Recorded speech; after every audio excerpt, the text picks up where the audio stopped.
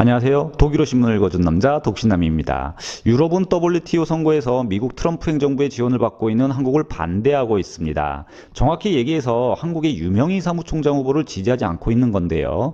모든 분들이 아시겠지만 유럽은 아프리카 나이지리아 출신 응고지 오콘조이웨일라 후보를 밀고 있는 것으로 알려져 있습니다. 지금 WTO 사무총장 선거는 미국으로 인해 멈춰져 있는 상태죠.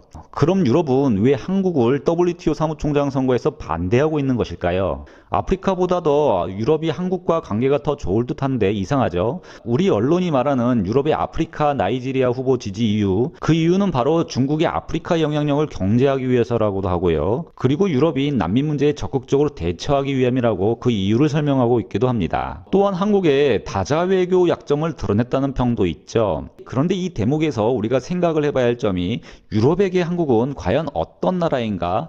이번 사무총장 선거에서 고스란히 드러나고 있는 것이 아닌가 생각이 됩니다. 유럽에게 있어 한국은 과연 어떤 나라였는지 오늘은 이 이야기를 해보려 합니다. 저는 독일어 신문의 관점으로 세상의 모든 이야기를 전하는 독일어 신문을 읽어준 남자 독신남입니다.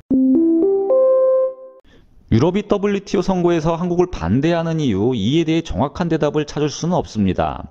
외교의 갈래상 이들은 명료하게 누군가를 반대하고 찬성하는 의사표현을 하지는 않죠.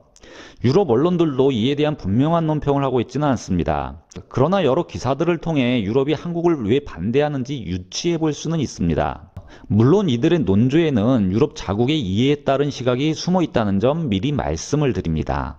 독일 유력 일간지 프랑크푸르트 알게마이네 짜이퉁은 지난 10월 8일 사상 처음 한 명의 여성 사무총장이 WTO 위에 서다라는 제목의 기사를 생성한 적이 있었습니다. 신문은 기사에서 나이지리아와 한국 사이에서 WTO 수장이 결정이 된다며 두 후보에 대해 관심을 나타냈는데요. 여기서 나이지리아 출신 응고지 오콘조이웨일라 후보가 앞서고 있다고 밝히고 있습니다. 신문은 WTO 익명의 내부자와 인터뷰에서 나이지리아가 확실히 유리하다면서 그 근거를 들고 있습니다. 또한 많은 회원국들의 지지가 이를 뒷받침한다고도 신문은 밝히고 있는데요.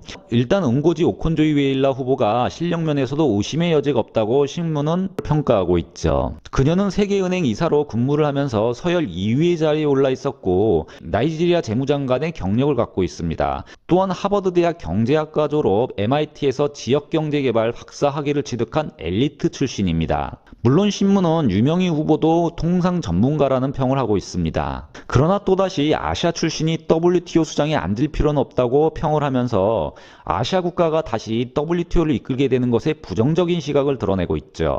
이것이 외부로 나타난 이유 중 가장 큰 이유입니다. 이번 차례는 아프리카가 돼야 된다는 것이죠. 그리고 또 유명희 후보 지지를 반대하는 또 하나의 이유가 있는데요.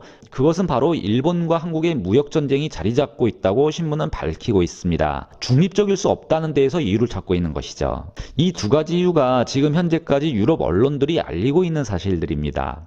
그런데 특이한 점이요. 신문을 계속 읽어내려가다 보면 WTO 선거 관련 기사에서 미국과 WTO 개혁에 대해 상당한 지면을 활용하고 있다는 점이 눈에 띄고 있죠. 먼저 신문은 WTO 개혁이 필요하다고 밝히고 있습니다. 2001년 도하에서 시작된 협의가 아직도 끝나지 않고 있다고 전하고 있는데요. 그러는 동안 세계 각 국가들은 다자간 협약보다 상호 협약을 맺어오면서 WTO의 역할을 축소해왔다고 밝히고 있습니다. 또한 지적재산권 보호, 디지털화에 대한 문제, 국영기업의 역할, 그리고 환경, 기후변화 등 구시계 시스템을 갖추고 있는 WTO 체제로는 이 모든 문제를 해결할 수 없다고 지적을 하고 있죠. 그런데 지금 신문이 지적한 이 문제들을 보시면 바로 두 나라로 초점이 모아지게 됩니다. 바로 중국과 미국이죠. 중국이라고 말씀드릴 수 있는 이유는 앞에서 나열된 WTO의 개혁 이후 바로 그곳 이 벌어져 있는 틈새에서 중국이 이점을 고스란히 누리고 있다는 점입니다. 특히 중국 정부의 국영기업들에 대한 적극적인 지원으로 유럽의 하이테크놀로지 기업들을 시장에서 몰아내고 있다는 사실은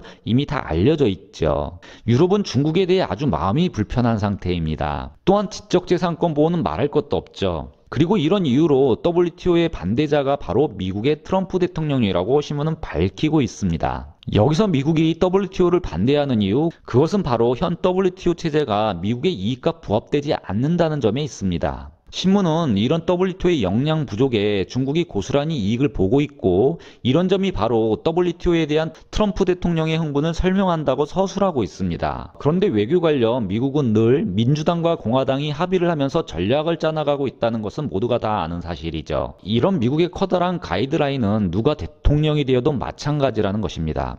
스킬과 테크닉만 바뀔 뿐이죠. 즉 WTO가 미국의 이익에 부합하지 않는다면 미국은 계속해서 클레임을 걸 것으로 유럽은 보고 있습니다. 잠시 이에 대해 보충 설명을 드리기 위해 다른 기사를 언급해드리면 유럽은 미국 제품 불법 지원을 받은 것으로 알려진 보잉사에 40억 달러, 우리나라로 40조 정도 되죠. 40억 달러의 보복 관세를 부과했던 적이 있었습니다. 그리고 WTO가 이에 대해 합법적이다 판단을 내려줬죠. 이제 유럽은 미국에게 보복할 수 있는 길이 열리게 된 겁니다.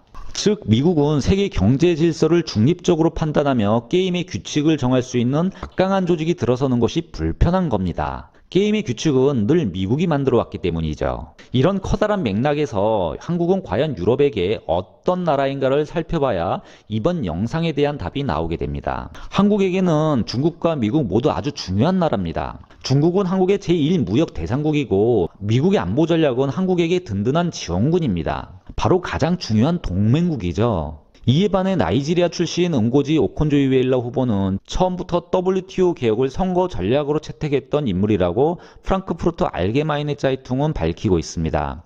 유럽에게는 아주 호감이 가는 인물일 수밖에 없죠.